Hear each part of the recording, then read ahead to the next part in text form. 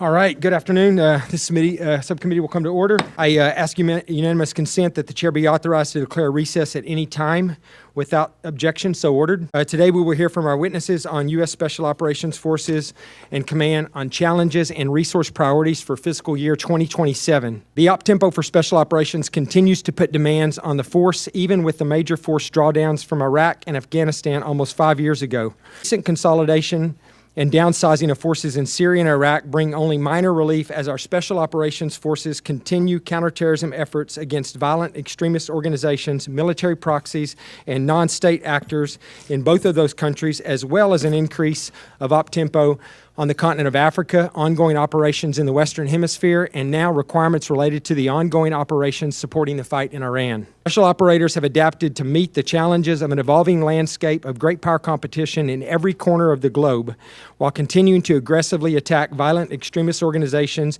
and transnational criminal networks, all in an effort to protect the homeland. Our adversaries are using cutting-edge technology, economic incentives, and illicit activities to attempt to gain footholds in every geographic combatant command's area of responsibility, and the battlefield has become increasingly contested and denied by the proliferation of peer adversary capabilities and malign influence. All while our crisis response force has been called upon repeatedly over the past few years to execute exquisite, challenging missions that only they can conduct. Special operations continue to be one of our most valuable tools in our toolbox, used to showcase our dominance, to impose cost on our adversaries, to reestablish deterrence, and to provide the nation with a position of advantage should deterrence fail. We ask a lot of our Special Operations Forces, and the demands both on and for them will only continue to grow. It is critical we provide these elite operators and all that support them with the resources that they need. I was disappointed in the fiscal year 26 budget submission for SOCOM from the Department of War. This committee worked diligently with SOCOM to provide critically needed resources to fill the gaps from over a decade of stagnant, flat budgets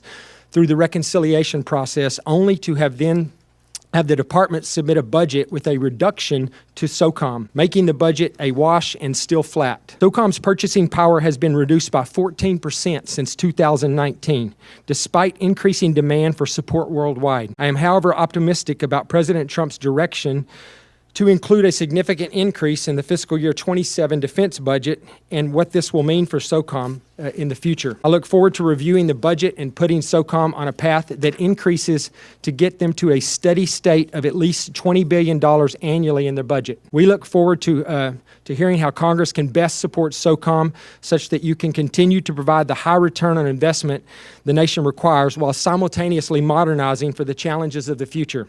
Our witnesses today are the leaders in the Special Operations community. I want to welcome the Honorable Derek Anderson, Assistant Secretary of Defense for Special Operations and Low Intensity Conflict, Office of Secretary of War, and Admiral Frank Bradley, Commander of the United States Special Operations Command. In the interest of time, I am going to ask you to keep, the witnesses to keep their opening remarks to 5 minutes or less so we have sufficient time for questions and answers.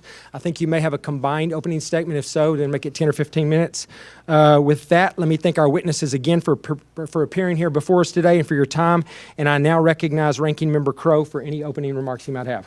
Thank you, Chairman Jackson, and to all the witnesses today. And for the record, we're not short. These chairs are just very big. I want to get that out there. In previous years, we've opened this hearing by acknowledging how dynamic the global security environment is. And I would just want to say, to state that it's dynamic right now would be a massive understatement. The U.S. is facing an increasingly turbulent global world order by accelerating strategic competition among major powers, more intense and unpredictable transnational challenges, and multiple regional conflicts with far-reaching implications. The bar to access advanced technology like AI, drones, and complex cyber tools has never been lower, allowing non-state actors and violent extremist organizations to punch above their weight, enabling them to destabilize countries and negatively influence our partners and our allies. And those are just the things we know to be true today. Who knows what challenges tomorrow will bring? The challenges and threats of today and tomorrow demand the full attention of this administration and the Department of Defense. I urge them to especially consider how we support the unique capabilities of the Special Forces community,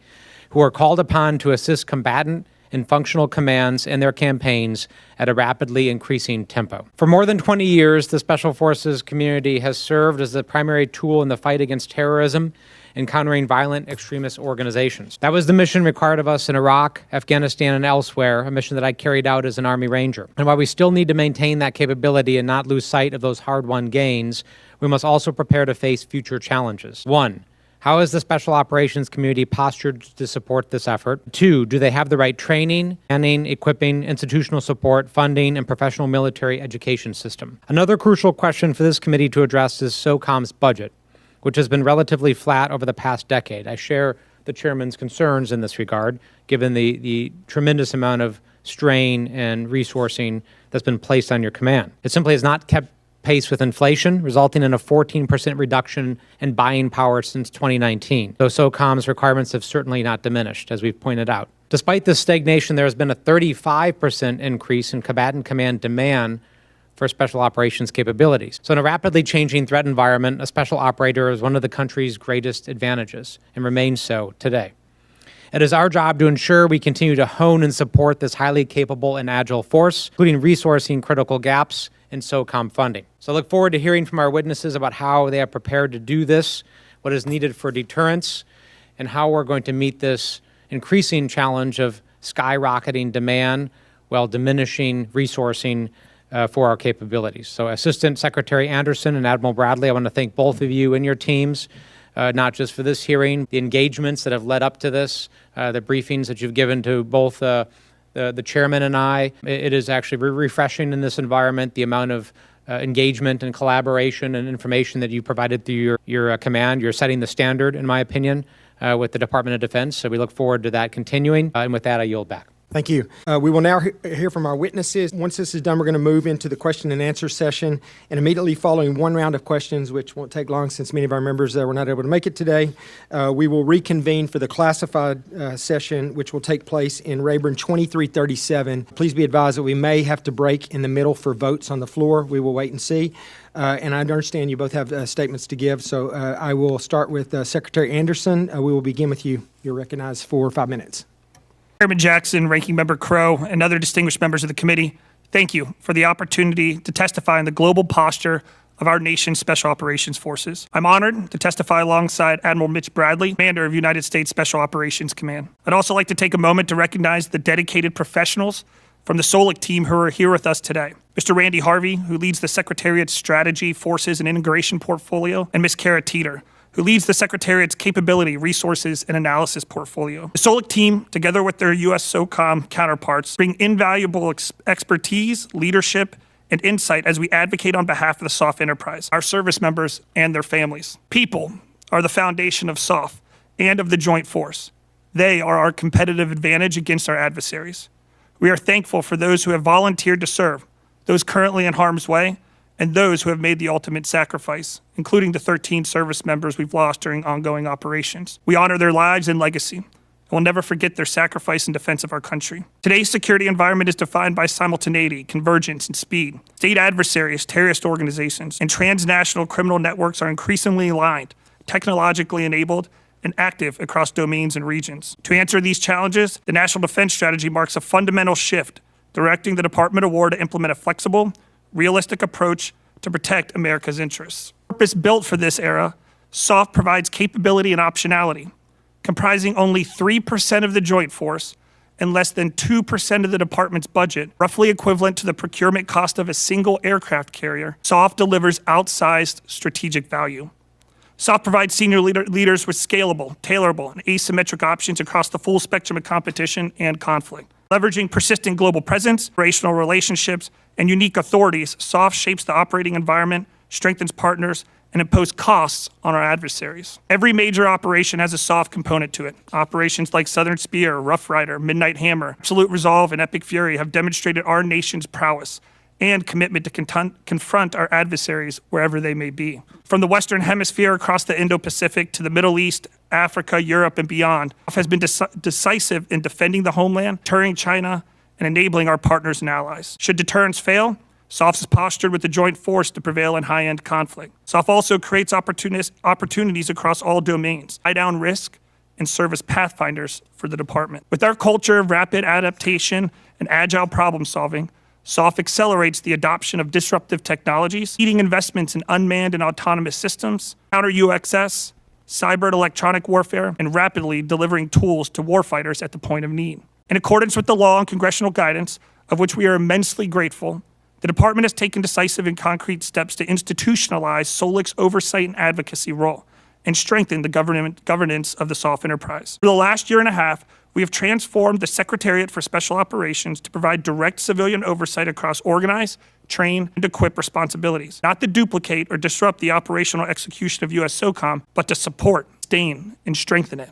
This transformation moves us beyond the old advisory construct to a true exercise of authority, direction, and control through an analytical, disciplined, data-driven, and strategically sound approach. While the maturation of these initiatives is ongoing, these foundational changes fulfill congressional intent and provide the oversight mechanisms needed to shape force structure, guide budgetary and planning processes, and forge the future of SOF. The optionality that SOF delivers requires resourcing and investments.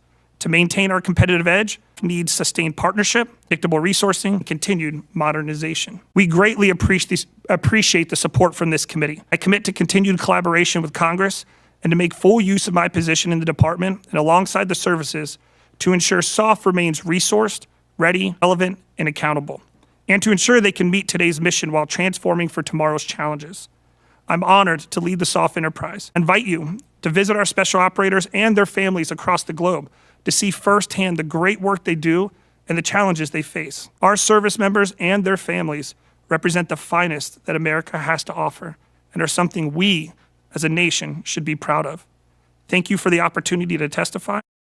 Chairman Jackson, Ranking Member Crow, thank you very much. Distinguished members of the subcommittee, thank you for this opportunity to represent the men and women of the United States Special Operations Command. I'm honored to testify here today with Assistant Secretary of War for Special Operations Low Intensity Conflict, Honorable Derek Anderson. In SOCOM, we rely upon the SOLIC oversight, support, and advocacy to succeed in all of our global missions. I'm also joined today by the SOCOM Command Sergeant Major, A.J. Krogman, who exemplifies the professionalism, the leadership, and the backbone of our non-commissioned officer corps, the greatest in the world. On behalf of our entire community, I want to thank you for your enduring support. And to any of our nation's finest who are listening to us today and considering a life of service in uniform, I want you to know that we are looking for critical thinkers who can fight and creative makers who can solve the hardest problems. And if you are one of those people, then it's you that we are looking for. Distinguished members of this committee, we meet at a crucial moment. As you've said, today's security environment is defined by state adversaries, terrorist organizations, and criminal networks that are increasingly aligned, technologically enabled, and active across every domain. Our national defense strategy highlights the potential of simultaneity as a central problem, and your SOF is the key component of its prescription. Today's environment rewards forces that can operate persistently and decisively, often below the threshold of armed conflict, generating irregular effects by, through, and with our allies and partners in order to produce a whole effect that is much greater than the sum of its parts. Your special operations forces provide that capability. Comprising just 3% of the joint force and 2% of the budget, as has been stated, your SOF enables and delivers an outsized strategic return by providing our nation's leaders with scalable, tailorable, and those asymmetric options that come across the spectrum of competition to conflict. Our purpose is our mission. This means we are laser focused on maintaining the readiness required to protect the homeland, to deter aggression from our pacing challenge, China, and to enable true burden sharing by enabling and empowering the growing capacity of our allies and partners. But that mission is not accomplished by technology and equipment alone. It is executed by the most decisive advantage that we have, our people, empowered by a culture of meritocracy, supported by critical programs that you have helped manifest, like the preservation of the force and family. The health of your SOF formation is strong, and it is getting stronger. To ensure that these exceptional men and women can succeed in the complex of environments of tomorrow, increasingly encroaching upon today, we are making transformation our imperative. We must adapt faster than our adversaries. We must be able to project force through the most dangerous environments, and we must evolve to leverage the ubiquitous information environment that presents both a challenge and an opportunity. We must evolve our force design, accelerate capability development, strengthen our partnerships with the services and allies to stay ahead of emerging threats. As a department's lead for experimentation and autonomy, we are not just adapting, we are driving change. We are working with the services to incorporate next-generation capabilities, systems that are precise, autonomous, affordable, consistent with the law of war. The goal is to deliver these tools with the element of surprise from unwarned access and placement at scale, ensuring our forces maintain a decisive advantage against any adversary. You see, SOF defends the homeland by dismantling threats far from our shores, disaggregating terrorist networks. We deter aggression by strengthening the resilience of our alliance, illuminating and exposing adversary malign behavior that preys upon our partners and allies. However, our ability to accomplish this is not guaranteed. It requires accelerated modernization and your continued partnership. Predictable resourcing for our program's modernization is a strategic necessity. SOF was purpose-built for this era of competition, and we can provide an indispensable asymmetric advantage for the joint force and the nation. And with your continued support, we will meet today's missions while transforming to ensure that we are ready for the challenges of tomorrow. Thank you, and I look forward to your questions. Thank you, Admiral. And with that, we will start with the questioning, and I will begin with my question. Admiral Bradley, I know you've only been in command for a little over 5 months now, and I suspect you are most likely still assessing various aspects of the command, but what would you say the top 3 challenges are this fiscal year to sustain your 3 soft lines of effort, which are win, people, and transform? And what do we need to do here in Congress to help you succeed in that? Chairman, thank you. Our first priority is always to maintain readiness for the current threats that are out there. Crisis response is that top priority for us, being able to respond agilely to wherever it might present. And of course, the demands on that, as had been mentioned, have been 300% increase over these last 5 years. That pace continues. You'll remember a year ago when General Fenton was testifying, and I was here supporting him as we were telling the story. That pace of growing usage but diminishing resources was causing us to have to eat into our modernization budget to be able to cash flow those current operations. That's still the case. And so today, the modernization priorities that I would tell you are very similar to those from a year ago. Number one, to be able to project force into increasingly contested environments where our adversaries are posing threats against us. Number two, really, is to take advantage of the fact that there is this ubiquitous information environment, ubiquitous technical surveillance that it's out there. Many people see it as a threat, and it certainly is, but it's also an advantage, an opportunity that we could leverage. The cyber and the virtual domain are critical maneuver spaces that we must take advantage of. Of course, another aspect of the rapidly evolving, changing character of warfare is the emergence of abundant, lethal autonomy. And yes, that is a threat that we have to contend with, but it's also one that we can leverage. And so that's also an area that we will be looking to prioritize modernization. And then finally, though this is the foundation, as Secretary Anderson alluded to directly, our people must continue to be our foundation. They are trained, ready, supported, and educated for the future. Thank you, Admiral. And I will work to get you additional resources because, one thing I've learned on being in this committee, the short period of time that I've been the chair and a little bit prior to that, is that we absolutely, in this particular community, cannot eat into research and development, testing, evaluation, modernization efforts, because that will quickly affect your ability to fight in the months and years to come. So we will take that seriously. Secretary Anderson, you've been in the seat a few months less than Admiral Bradley, and I'm sure you're still assessing your priorities as well. SOCOM's budget, as we mentioned, has been relatively flat for the past decade. In the combined written statement that was submitted, you state that SOCOM comprises only 3% of the joint force and less than 2% of the department's budget, delivering, I quote, an outsized strategic value. I personally believe SOCOM's budget needs to increase to a steady state of at least $20 billion a year. How are you using your secretary-like position to advocate for a higher budget for SOCOM? What do you think the future budget looks like for SOCOM? And how do you quantify this outsized strategic value in your budget submission? Mr. Chairman, first want to start off by thanking the committee for those 907 authorities in the NDA a few years ago that gave us that service-like ability. What I can tell you is within the department, having that service-like ability allows us to work with the other military departments hand in hand, specifically when we talk about the resources not only that we are being provided, but the other services are being provided. It gives us an opportunity to go service to service from chief to chief and have those conversations about modernizations and where we might be overlapping or where we can combine forces. So I think that 907 capability and authorities that you gave us gets us in the room with the other services. As far as echoing what Admiral Bradley spoke about in our modernization, as we continue to modernize, we see that technology typically, and I've heard various different ranges, but technology ends up being obsolete within 6 months. So our operators that are operating on the ground, not only utilizing the technology that they have internal to the department, but also training by, with, and through our partners and the technology they have.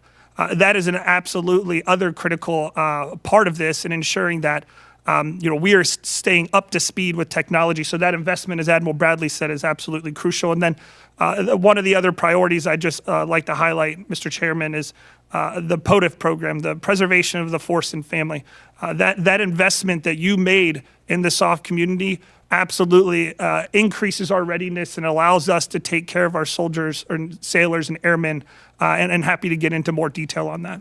Thank you. I appreciate that. I have one last question here. Admiral Bradley and Secretary Anderson, Section 863 of the FY26 NDAA required the establishment of the SOCOM Urgent Innovative Technologies and Capabilities Initiative with funding that was allocated in the 2025 Budget Reconciliation Act. When do you expect to begin implementing this requirement, and how does it nest with SOCOM's transformation imperative? Chairman, I'll start and just say that the appreciation for that investment and for the recognition of the agility with which SOCOM already operates. So in many ways, those capabilities inside the SOCOM unique acquisition process give us unity of command to be able to both see a requirement, to identify it, articulate it, move resources to be able to execute against it, field it, and get it out in a very rapid manner to be able to test, evaluate whether it's credible for the combat situations it might have to face. The authority given in 863 and the resources to be able to allow that to happen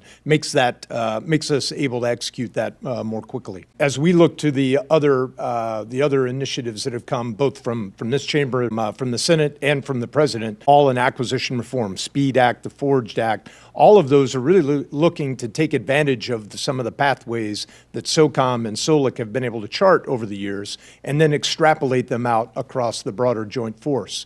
And so the leadership that Secretary Anderson's talking about inside the Pentagon at the Secretariat level is a critical part to be able to harness some of that new authority that you've given us and be able to help the other services to be able to use it in the same way. Mr. Chairman, echoing what Admiral Bradley said, the one thing I would make a point of is when we talk about the military department to department relationships, Admiral Bradley and I are 100% working with the other departments, not only to give our lessons learned to the Army, the Navy, the Air Force, so that their acquisitions processes get better, but also learn where we can get better.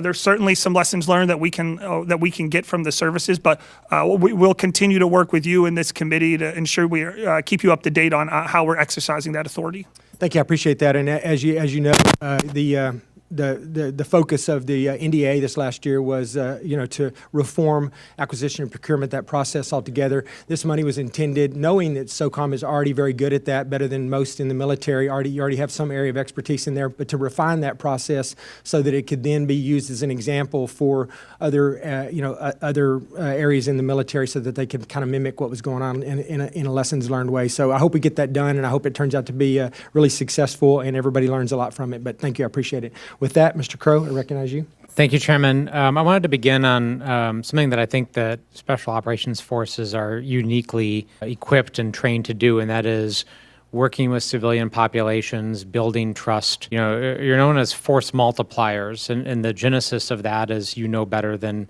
anybody, is that you work with those local populations, you build public sentiment, public trust, and you build foreign forces. And a part of that is this understanding, and I worked in the community, this understanding that you're going to do everything possible to protect local forces, that built in the mission planning process is protecting civilians, reducing civilian casualties, because nothing sets back years sometimes of trust building and relationship building than an errant strike. than killing civilians, right? It's not just inefficient and immoral and unlawful in certain circumstances, but it actually makes it harder for us to do our mission, which is why, this committee in Congress in the FY19 NDAA required DOD to develop a comprehensive policy for preventing civilian harm, which it did. And in fiscal year 23 NDAA, I helped create a Civilian Protection Center of Excellence because I learned that you can actually accomplish the tactical element of a mission, but then lose the end game if the people that you're fighting with and working with actually don't trust you and support you. Those efforts have been slashed in the last year. 80% of the CPCOE and the resources have been cut. The personnel that have been embedded in the combatant commands have been largely taken away. And it seems like a terrible missed opportunity, but also a strategic error to not equip our operators and our forces with the tools they need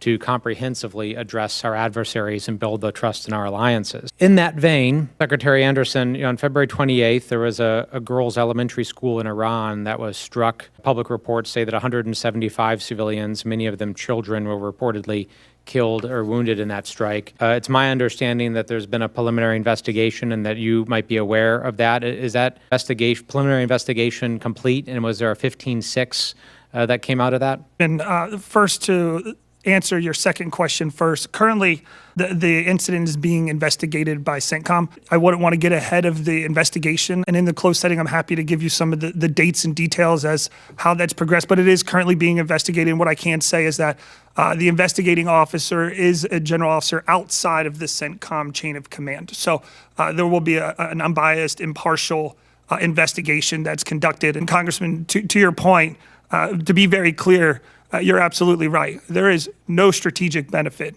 for the United States or for the department in civilian harm. And that's what makes us different and separate from our adversaries. We continue to have a center of excellence, a civilian harm center of excellence, and continue with those reports. But I think you bring up a good point is what we've done within the command structure. If you look at from when a SOF operator is training at the ground level all the way through a general officer, now they're taking civilian harm and ensuring that it is mitigated throughout the entire process. I think that has shown a world of compliance to culture.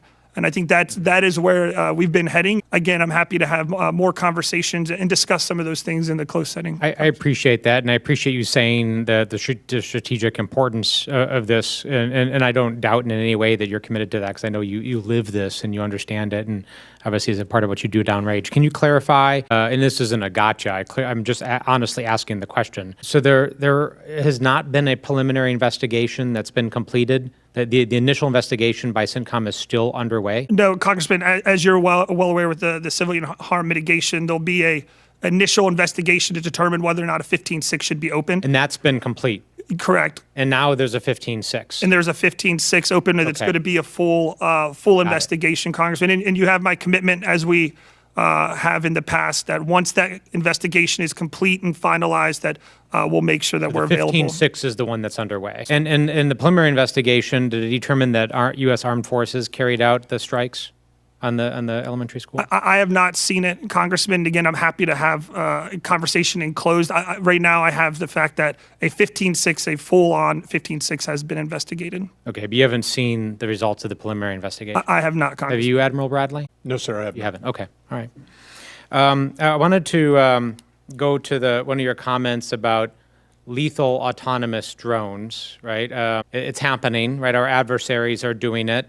There's been a lot of debate about the morality, legality of taking a human outside of the kill chain and making that decision ourselves. You had mentioned, Admiral Bradley, you said lethal autonomous authority is happening.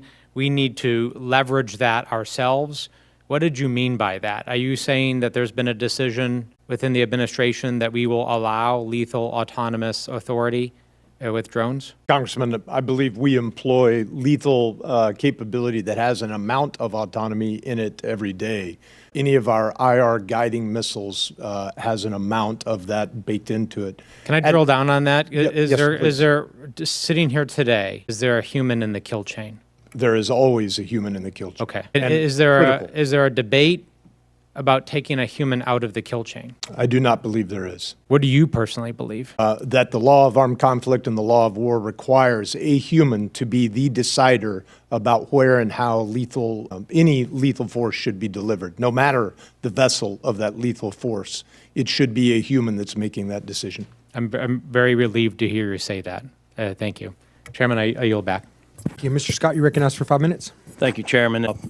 I, too, have the concerns about the budget constraints and what it's doing to modernization. I want to get to the proposed $3,000 billet reduction in forces. And Secretary Anderson, I understand it's predominantly intelligence analysts, logistical staff, and psychological operations that you intend to make that the reductions will come from. Is that correct? Congressman, that's correct. I want to ask, in the psychological operations, does that include what we would refer to as information warfare? Well, Congressman, I would say that there's information operations, there's psychological operations, and I'm happy to, again, talk a little bit more in detail on the closed session, but we are doing a revamp within the Special Operations Command, specifically in USASOC, to ensure we have those capabilities readily available. I think it would be a good use of time for our military to study how effective the Russians have been on the continent of Africa with information warfare and how effective they've been at getting the French kicked off of the continent. And it has created significant challenges for us in that continent. And I want to make sure that that part of today's warfare is not ignored, because we have to embrace it. We can see what they're doing and know what they're doing, and yet we have not been countering it at an effective rate, and speed matters with that. Sticking with Africa, Russia, Corps now, Wagner Group, used to be Wagner Group in China, they're both expanding their security roles in Africa. What specific risk does this create for the U.S. national security, for our need for critical minerals, and our ability to operate in Africa? Congressman, I can take that as Okay. a start point and sort of follow back on the previous question as well. I think one of the critical things in the information space that we have to do, and it gets specifically to your point about critical minerals and other threats on the African continent, is lever the high ground in information operations. That is the truth. And in almost every case, our adversaries are leveraging their positions for malign influence against the population's interests. Merely what we can do to be most effective is tell the truth and highlight that. I agree with you. So in Africa, that is clearly the case. Again, I don't want to get ahead of General Dag Anderson, the AFRICOM commander, who, of course, owns the strategy and understands this far better than any of us. But we provide support to him through these forces to help him to do just that. I think it would be a good use of tax dollars for us to get some actual footage, as you said, telling the truth of what China is doing with the harvesting of fish and exclusive economic zones off of the continent of Africa, and show the citizens of that continent just how their natural resources, their food supply is being pillaged by the Chinese. I think that the Chinese would be much less welcome by the people of the continent if they knew just how much of the food supply was being stolen by China.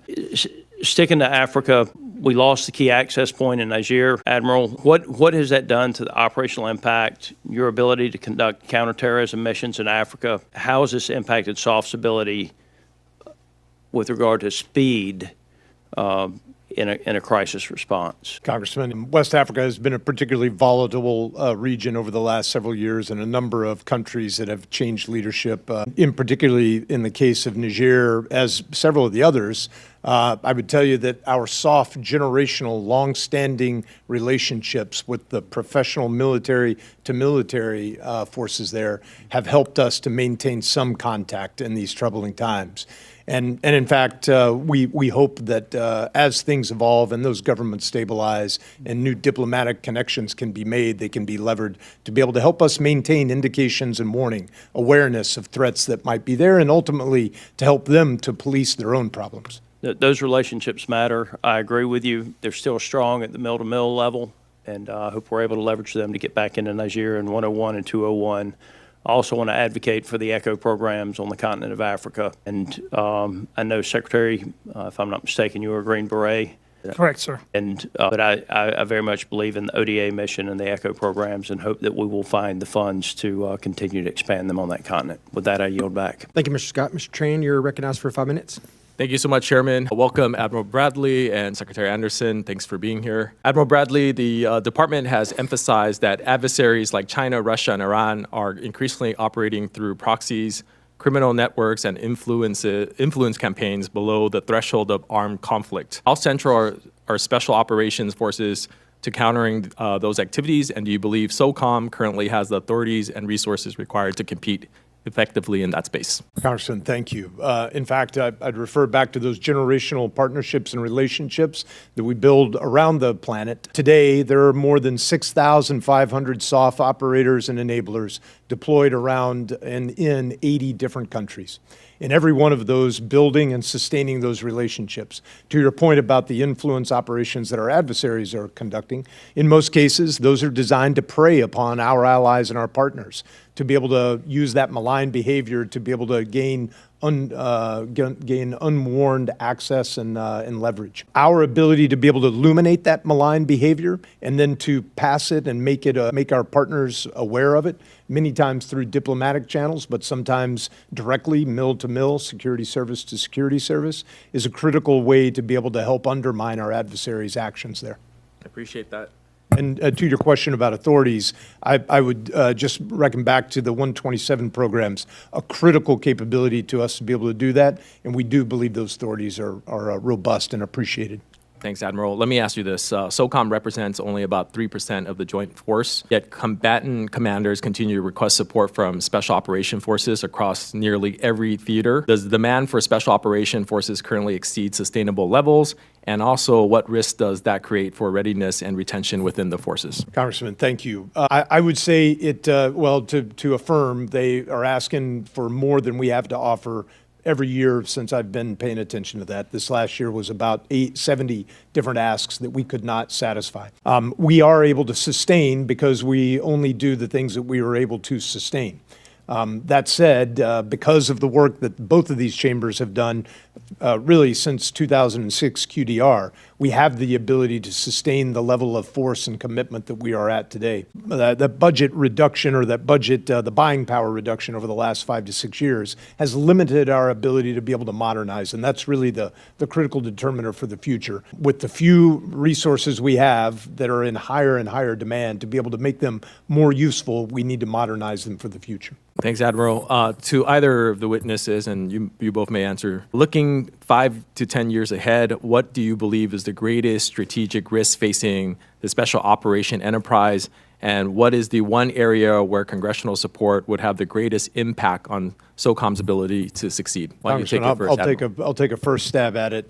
If you'd asked me that question 10 years ago, I would have defined the most dangerous crisis of the future probably being in Iran or an Iranian surrogate or proxy force threatening freedom of navigation in and around the Middle East. And so that most dangerous crisis of 10 years ago is the most likely crisis that we face today. I would anticipate that along those same lines, the ability to project force into increasingly environments where U.S. national interests are threatened is the characterization of the next most dangerous crisis. And that is why that we have made our ability to do that our top modernization priority. If you look at the operation conducted under absolute resolve into Venezuela, I would argue the most sophisticated, integrated interagency joint force raid ever conducted. You get a peek at the modernization pathway that the joint force is on, and it is that ability. Thanks, Admiral. Mr. Cirker, can I get your take? Yes, Congressman. What I would say, Admiral Bradley alluded to this earlier. When we talk about the different threats that are across the world, those relationships that we've maintained, not just for years, but for decades, are how we build that value proposition that SOF brings to the table. Specifically highlighting, and you asked, Congressman, what are one of the things continued support for those 127 programs are absolutely essential to ensuring that we maintain that value proposition. What one ODA or what one SEAL team is able to accomplish is absolutely astronomical for the joint force. So, and then lastly, Admiral Bradley hit it on the head, was our modernization efforts, ensuring that we utilize autonomy and AI to efficiently conduct staffing, all of those things that allow us to focus on operational needs. Thanks, Secretary. I yield back. Mr. Tran, Mr. Lucero, you recognized for 5 minutes. Thank you, Mr. Chairman. Mr. Secretary, Admiral Bradley, thank you for coming today. Thank everyone in the room for your service and continued service. Admiral Bradley, MILCON funding for construction projects is about $509 million, one of which Soft Human Performance Training Center. What is that? Congressman, that is one of our integrated facilities where we're able to bring together the Preservation of the Force and Family Program to be able to provide synchronized and integrated care for our operators who are either returning from service from an injury or who are enhancing their performance to be able to go out on the next missions, to be able to provide that continuity of care. Is it a NICO-like institute? No, Congressman. It's there are a number of those in each one of our major force concentration centers that give us the ability to really permeate the care from the POTF program down to the lowest level possible. There's more than one? I only see one in Delaware. I don't know how they ended up winning it. I think Texas would have been a better spot to hang it, but we can talk about that later. As Congressman, actually, I'm not aware of the one in Delaware, but those centers we increment through the budget to be able to give each of our force concentrations and components that capability. What is the, and I hate to put you on the spot on this one, Admiral, but what does that look like? And I've spent my entire post-military career trying to find the best, I don't want to say pipeline, but training mechanism for the brain and the body combined. Our special operations forces, we demand the boat teams. You have to go faster. It has to be there quicker. It's a rugged ride. I don't know a boat operator that retires that can stand up straight. Most of them don't have their kidneys anymore, and everything is wrong with them. But we push them harder, and we push them faster. How deep can you dive? How long can you go? How cold can you sustain? How cold can it be, and you can sustain yourself to be mission capable? We keep going, and we keep going, and we keep going. Our operators are carrying heavier rucksacks because we keep throwing technology on top of them, just weighs more than anything. Push harder, push faster. And we don't ever, I'm not wire brushing you, sir, this is the time that I get to vent, thank you.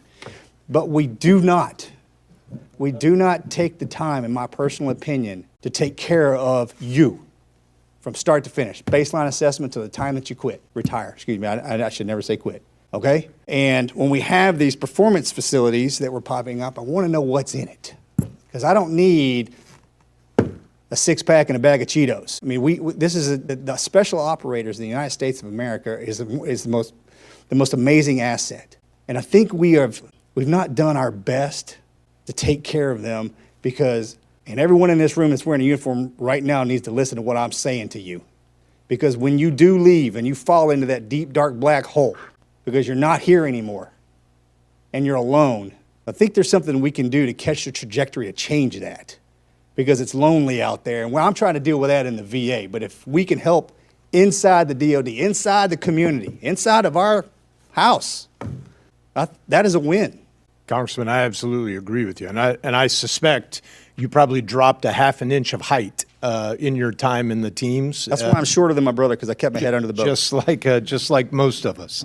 And it is exactly that aim of community that these centers and the POTF program is allowing us to develop. So I'll just give you I'll take you on a small tour of what one of them looks like. Thank you. Where a team of either SEALs or ODA or Raiders or our Air Force Special Tactics folks would come in the morning to begin to work their PT regimen for that day. In that same facility would be those who are injured but can't work out with their teammates anymore that are going through rehab or going through a care to be able to get back up on speed. But they're in the same facility, so there is still that strong sense of community. If they can't go through rehab, or maybe at the backside of their physical rehab, they check into the performance enhancement section, where cognitive and performance psychologists help them to train their cognitive abilities to be smarter and to be have better reaction time. All still inside that same facility, so there's still the jabbing and going back and forth with their teammates. They're still part of the team. If some of those individuals in that performance enhancement, cognitive enhancement with the performance psychs find that they have care that needs to be attended to by a clinical psych, there's no shame there. There's no stigma. They are now in a warm handoff through a door to a clinical psych to be able to get the care that they need. We've seen that in many cases, this holistic care, and it is very much modeled after the lessons from the various NICO facilities and many others that are templated around the world, has been able to reduce the stigma to a point where some 50% of our formations, in some cases, are making use of our behavioral health specialists now. I think that is one of the most important and the most telling statistics that we've got of the success of the program that POTF has been able to fund for us. But it's not just that. The reduction in the return time for our operators who are injured back to full duty, 75% reduction in that time. 70% reduction in the amount of time that it takes for somebody to get access to first care. In most cases, it's less than 2 days. In many cases, it is same day. And then the thing that really makes all of this hum, I think, best is the permeating nature of what we've been able to do. We've been able to put our psychs, our behavioral health specialists, our chaplains, and our corpsmen down at the 05 level in almost every formation to be able to give a name-to-face recognition of the caregivers to the operators so that there's immediate access and you know the case history of the operators and the enablers that are being helped. Again, Mr. Luttrell. Mr. Amadei, you recognized for 5 minutes. Thank you, Mr. Chairman. And gentlemen, Secretary Anderson and Admiral Bradley, I think you guys make an incredible team, so I would just encourage you to continue building that relationship. Admiral Bradley, I know you've talked about irregular triad before of cyber, special operations, and space. Could you, for this committee and for the public, just describe what that is? Congressman, thank you. I talk about it generally when we're talking about the ubiquitous technical surveillance or ubiquitous information environment. It might be useful to just start there and say, what in the world is that? Well, we probably all know that more and more of the world spends more and more of its time in the virtual domain. You only have to look at your screen time indicator on your cell phones to be able to recognize that is in fact the case. And it is true that time that you spend making more of your information available to the world is a vulnerability to you. It's a boon for our adversaries. But it's also an advantage for us, looking at our adversaries who adhere and fall into that same trap. And so that reality, that is the ubiquitous information environment. In order to take advantage of that, and we do, through publicly available information, commercially acquirable information, and when appropriate, authorized and within legal bounds, clandestinely accessible information, we can know incredibly more about both our adversaries and the societies within which those adversaries are operating that will allow us to be far more precise and far more lethal in our operations when they're required, or far more effective in those operations. But in order to do that, we need to merge those three disciplines that you just described in that new triad. The cyber capability, of course, the maneuver in the virtual domain to be able to access and gain access to all that information. In almost every case, that information transits through a space segment between one part of the globe and the other. Being able to intersect that or to be able to lever that, to control it, to have freedom of maneuver there is critical. And then finally, I mentioned your soft placement and access around the globe in over 80 countries, some 6,500 operators who have relationships that force multiply out to thousands, even more, give us the ability to both lever our physical placement and access with the virtual placement and access that our Cybercom and NSA teammates have through the space segment to be able to lever all of that to our national interests. That's really what we're talking about when we discuss the space soft cyber triad. Right. Given the Army is cutting 3,000 special operation positions, would this impede in trying to implement this irregular triad? Congressman, any reduction, of course, has to be adjusted, and most of those billets that are being adjusted and moved out are in the intelligence, communications, and logistics disciplines. And we completely understand why and how they're doing that, because the services recognize that they need to build the same kind of capability that SOF has leveraged to be able to manifest this, but it does come at a cost. We're adjusting and working with the services on how we might lever their augmentation from other fielded formations to make up for it, but it is an adjustment. Okay. Mr. Secretary, with social media and AI rising right now, and we know that this is a 24/7 information warfare. We can just look at the most recent example with Iran right now. A lot of Americans don't know what's real. They don't know what's fake. What changes from Congress would help improve how we run overseas influence campaigns with the speed of this modern warfare that we're in? Thank you, Congressman. I'm probably going to sound like a broken record, but when we and Admiral Bradley talk about modernization, that is truly what it comes from. When Congressman Scott was mentioning the information operations world, we're trying to build information operation warriors, individuals that are specifically honed in on the information environment.